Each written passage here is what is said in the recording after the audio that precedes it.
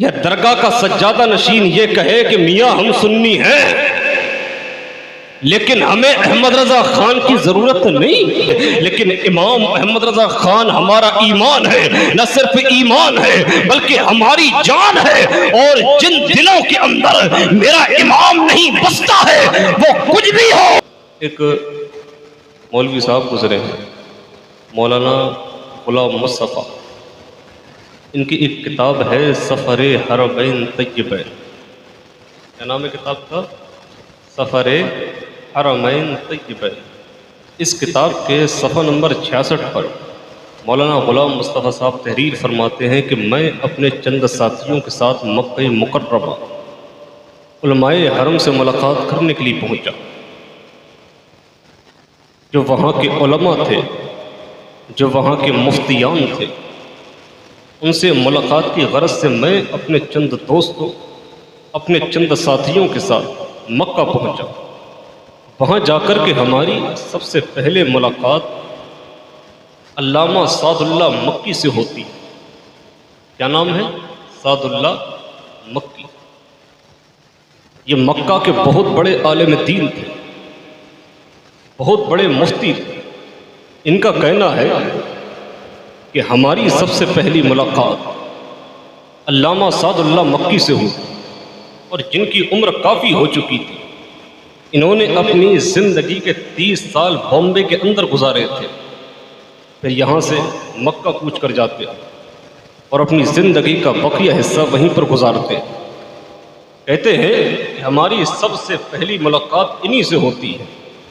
جیسے ہی ہم ان کے پاس گئے، علامہ سعد اللہ مکی نے کہا کہ آپ کون ہو، کہاں سے آئے ہو؟ ہم نے کہا کہ ہم ہندوستان سے آئے ہیں۔ کہا کہ آپ احمد رضا خان کو جانتے ہو؟ تو بلا شک و شبہ ہم ان کو جانتے ہیں۔ علامہ سعد اللہ مکی نے کہا کہ احمد رضا خان کے علم و فضل کا ڈنکا عرب کے ہر شہر کے اندر بج رہا ہے۔ یہ مکے کا عالم دین بول رہا ہے،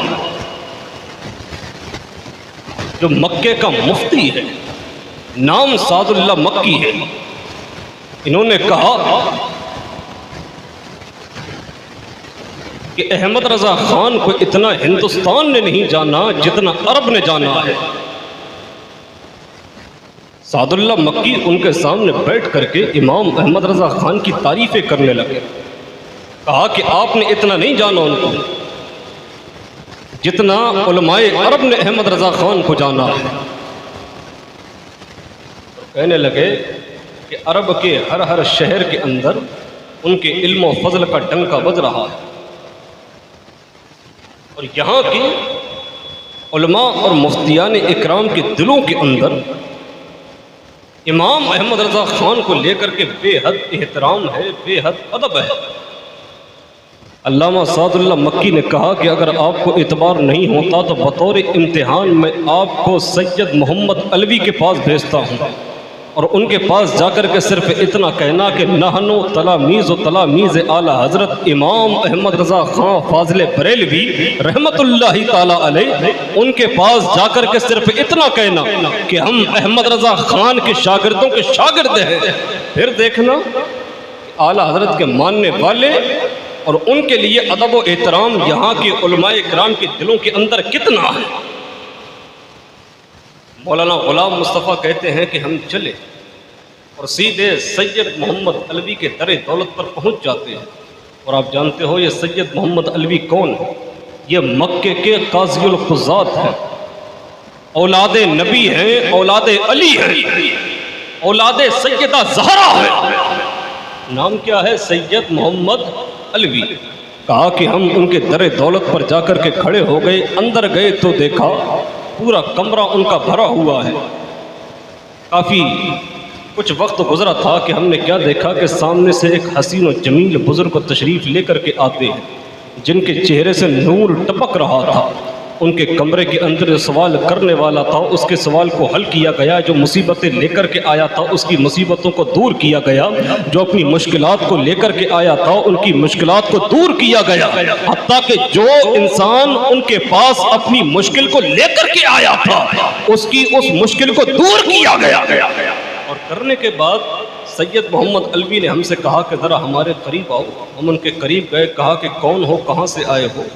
ہم نے ان کی اس بات کا جواب نہ دیا جو ہم سے کہا گیا تھا کہ ان کے سامنے جا کر کے صرف اتنا کہنا کہ نحن تلاميذ و تلاميذ اعلیٰ حضرت, کہ ہم امام احمد رضا خان کے شاگردوں کے شاگرد ہیں. اور یہ کہنے کے بعد دیکھنا کہ علماء عرب کے دلوں کے اندر امام احمد رضا خان کو لے کر کے کتنا ادب ہے, کتنا احترام ہے. بس اسی بات پر عمل کرتے ہوئے ہم نے سید محمد علوی کے سامنے صرف اتنا کہا تھا کہ نحن تلاميذ و تلاميذ اعلیٰ حضرت امام احمد رضا خان فاضل بریلوی رحمت اللہ تعالی علیہ کہ حضرت ہم امام احمد رضا خان کے شاگردوں کے شاگرد ہیں. کتابوں کے اندر آج بھی لکھا ہے جب سید محمد علوی کے سامنے صرف اتنا کہا کہ ہم احمد رضا خان کے شاگردوں کے شاگرد ہیں, وہ سیدوں کا آقا بیٹھا ہوا تھا. یہ سن کر کے کھڑا ہو جاتا ہے, یہ سن کر کے کھڑا ہو جاتا ہے اور کہا کہ ہمارے دلوں کے اندر ان کو لے کر کے بڑا ادب و احترام ہے. حضرت مولانا غلام مصطفیٰ کہتے ہیں کہ ہم نے کہا کہ حضرت آپ یہ بتائیے کہ آپ نے امام احمد رضا خان کو کیسے جانا؟ سید محمد علوی نے کہا کہ نحن نعرفہ بتصنیفاتہ وتالیفاتہ, ہم احمد رضا خان کی کتابوں کو پڑھتے گئے, ان کو جانتے گئے, ہم ان کی کتابوں کو پڑھتے گئے, ان کو پہچانتے گئے. اور سنو, حبہ علامت السنہ وبغضہ علامت البدع, جو احمد رضا خان سے حسد کیا وہ گمراہ ہوا, اور جس نے ان سے محبت کی وہ سنی بنا, وہ سنی بنا. آج کا اگر کوئی مولوی, کوئی پیر